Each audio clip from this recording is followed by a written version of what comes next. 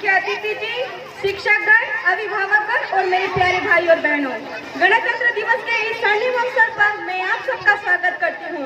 आज के इस शुभ घड़ी में मैं आप लोगों के समक्ष देश प्रेम की भावनाओं से ओतप्रोत तो शब्द रखने जा रही हूँ। भारत, हमारा भारत, सागर पुकारे, हिमालय जिसका सरताज है, गूंज रहा दुनिया में डंका, भारत का खुशियों का दिन आज है। साथियों, जैसे कि हम सभी जानते हैं, अनेक वीरा और वीरांगनाओं की कुर्बानी और अथक संघर्ष के बाद हमें आजादी मिली और वो शुभ दिन 15 अगस्त 1947 को थी, जिस दिन पूरब से सूर्य उदित हुआ और भारत ने सुबह लेकर आया।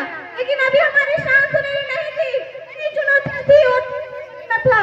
भारत स्वतंत्रता तो हो गया, परंतु स्वचालित होने के लिए ना ही हमारे पास कोई कानून था और ना ही कोई पेपर था।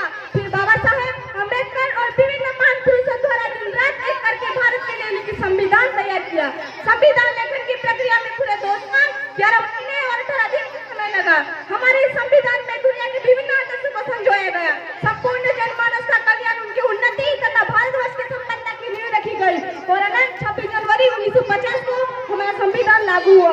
इस दिन हम स्वचालित हुए, गणतंत्र हुए और हमारी शान सुनहरी हुई। इस प्रकार हमारे पूर्वजों के संघर्ष, उनके मेहनत को हमारे संविधान की सुसज्जित और प्रतिष्ठा ने हमें व हमारे भारत को विश्व का सबसे बड़ा गणतंत्र व लोकतंत्र होने का गौरव प्रदान किया।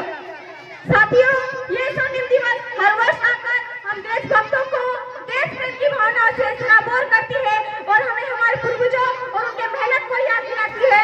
ये हमें हमारे कर्तव्य को याद दिलाती है और हमें प्रेरणा देती है कि हम यूं ही विविधताओं में एकता और अखंडता बनाए रखें, जिसके लिए दुनिया भारत को सलाम करती है।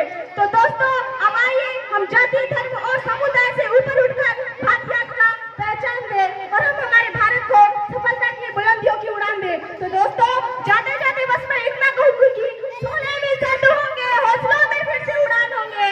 सोने भी सर्द होंगे, हौसलों में फिर से उड़ान होंगे। दुनिया सलामी देगी, कदमों में आसमान होंगे। वो दिन तो नहीं मेरे देशवासियों, जब फिर से